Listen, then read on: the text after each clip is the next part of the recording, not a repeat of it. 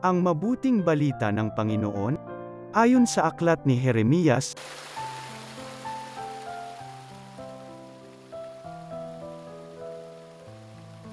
sinasabi ng Panginoon, darating ang panahon na gagawa ako ng bagong pakikipagtipan sa Israel at sa Juda. Ito'y di gaya ng tipang ginawa ko sa kanilang mga ninuno, nang ilabas ko sila sa Ehipto. Bagamat sumira sila sa kasunduan namin, nagtiyaga ako sa kanila.